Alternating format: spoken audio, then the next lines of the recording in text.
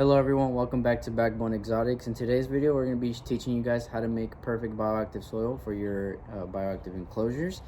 It's very beginner friendly, it's very easy to follow, and you don't need too much ingredients. So let's get into the video.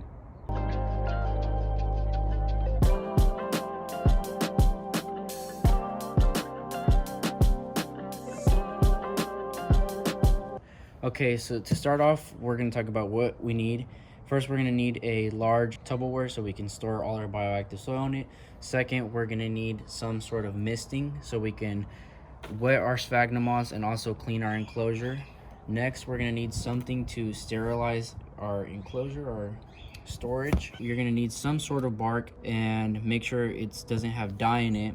And we're going to be needing this for our roly-polies. Are going to be using this to have their houses. Next, you're gonna need magnolia leaves or some sort of hard tree leaves.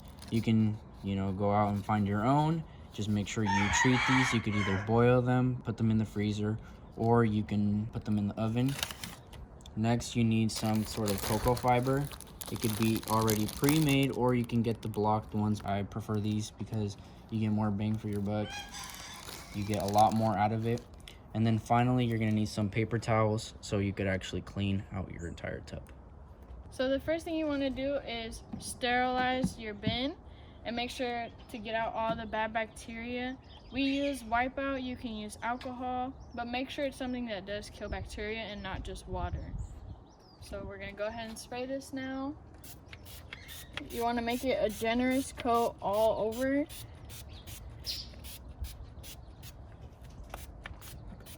Okay, so now as you can see that it's all sprayed down, you want to leave your Tupperware and the solution in for about a minute so that way you can kill all the bacteria inside. Okay, so we waited about a minute for the solution to soak in. Now we're going to go ahead and get our paper towels and wipe it all down.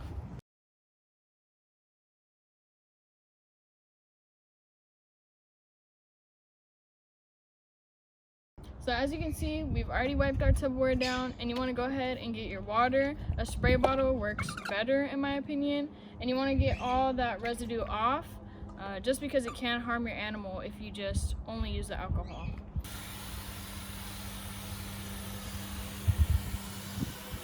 Alright you guys, so now our bin is complete, and as you can see it's all good and clean. We're going to go ahead and start making our soil.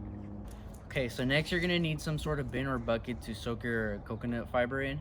Obviously, only if it's in a block. If it comes pre-made, then you could skip this step.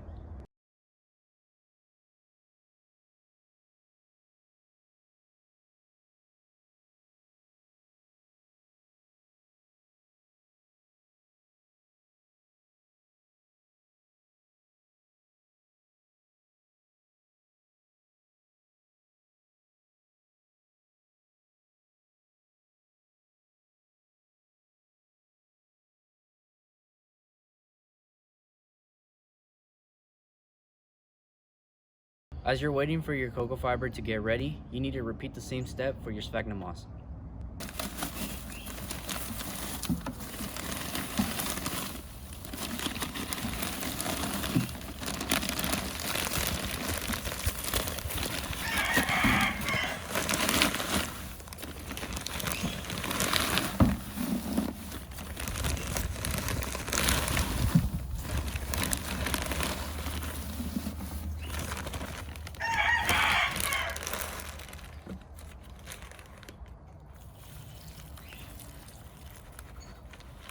Okay, so now that your cocoa fiber is ready and your sphagnum moss has soaked, it's time to set up our substrate.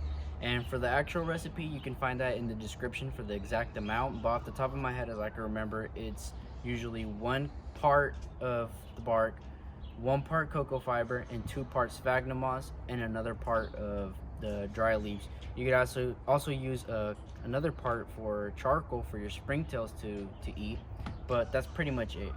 Okay, so let's start mixing. Okay, so when you were soaking your sphagnum moss, it's gonna be really wet. Like, look how much is dripping out. You don't want this going into your actual bin, so you want to squeeze as much water out as you can. Get as much water out as possible, and this will still be damp. Your sphagnum moss will still be damp, it will still be wet. So now once the majority of the water is squeezed out, place it in your cup. to get your perfect part.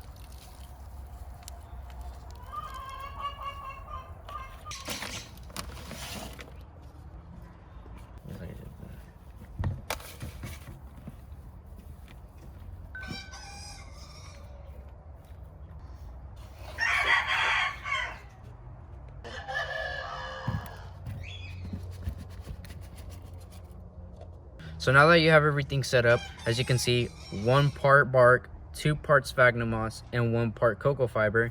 You simply just want to mix this all up. Okay, so now that all this is finished, as you can see, this is what you end up with. You can see the majority of this is just sphagnum moss, and that's why it works so well, because usually the top layer dries out and the bottom stays moist, and that's, you know, obviously where the roots of your plants are going to be. So that's why this works perfect for all sorts of bioactive enclosures. So if you have something like a ball python that doesn't need too much humidity on the top, but you have plants that do require more humidity, that's perfect. However, if you also do have some more aquatic animals or amphibians that do require a lot more humidity, this is also perfect, because if you don't allow this to dry out, it stays wet all the way through.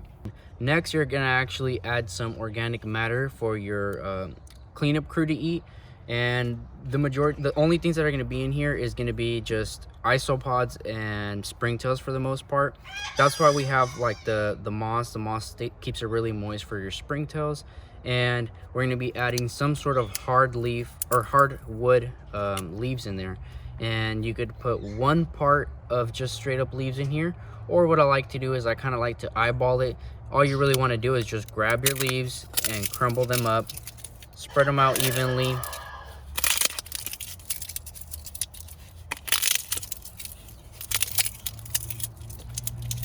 And you get to decide, oh, okay, is that enough? Do you think you have enough isopods to eat that? You could always add more leaves in the future. So, you know, if you think you add too much later on, then don't be worried. You could just add some on later, like I said. And all you really do is just mix it. And what the leaves do is that they also create some pockets inside your soil, and that's where your isopods will colonize and set up their base, their home base. Okay guys, so our bioactive soil is all done. I hope you guys enjoyed this video. Make sure to leave a like and also subscribe to see more of our videos to come and what we do with this bioactive soil. You can also see on our Instagram at Backbone Exotic. Alright, see you guys next time.